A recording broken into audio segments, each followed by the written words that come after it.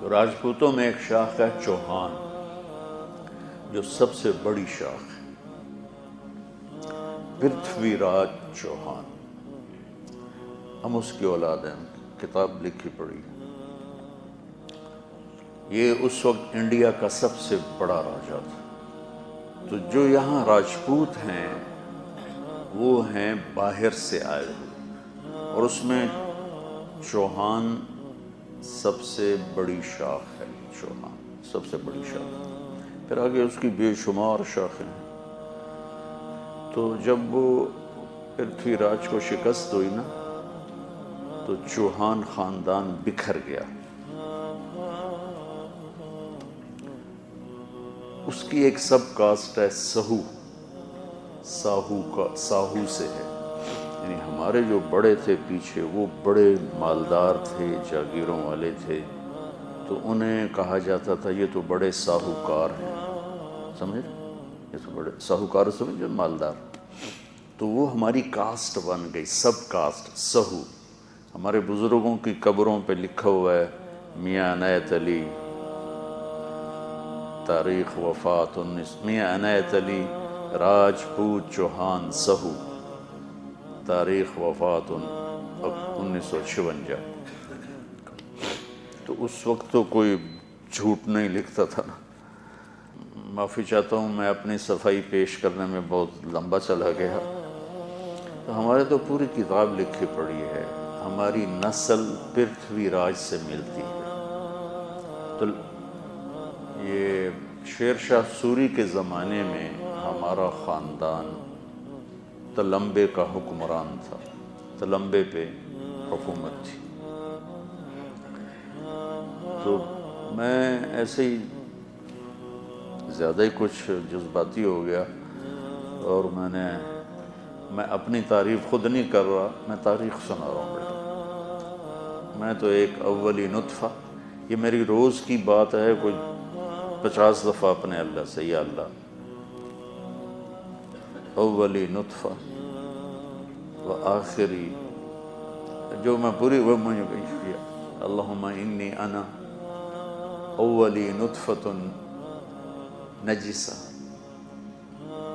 و ان آخری جیفۃ منتنہ و بینہما احمل کیس القذرہ ثم تمیتنی و تقبرنی ثم اذا شئت تنشرنی فاقوم یوم یقوم الناس لرب العالمین فإن اثقلت میزان۔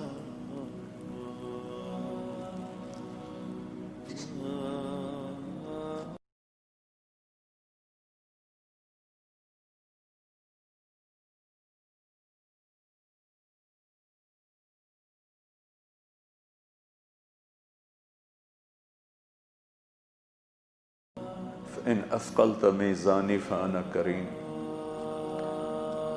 وإن خفت میزانی فأنا لئیم فاجعلنی من الکرام ولا تجعلنی من اللئام۔ یہ دعا میری چلتے پھرتے ایسے چلتی رہتی ہے، ٹیپ کی طرح، ٹیپ کی طرح، ٹیپ، کہ تاکہ یہ جو پروٹوکول ہے میرے باہر، یہ مجھے دھوکہ نہ دے، اس سے میں مغرور نہ ہو جاؤں۔ روز میں یہ اللہ سے آپ میری اولاد ہو دعا۔ میں نے تو گمنامی میں سفر شروع کیا تھا، اندھیروں میں سفر شروع کیا تھا، اینٹ کا میرا سرانہ ہوتا تھا۔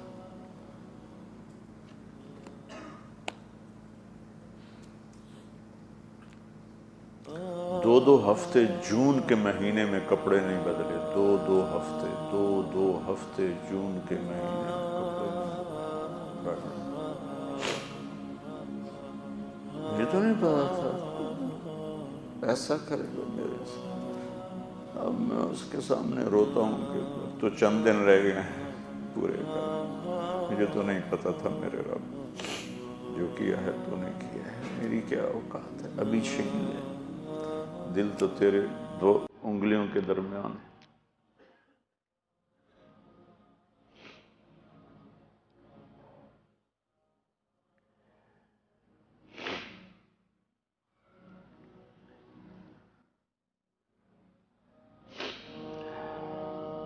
اس علاقے میں جتنے ذمہ دار ہیں ان سب کو زمینیں ہمارے بڑوں نے دی تھی۔ کیونکہ وہ تو لمبا کے حکمران تھے شیر شاہ سوری کے دور میں. تو بس زرولی صاحب کی گفتگو پر یہ سارا کچھ میں نے آپ کو سنایا ہے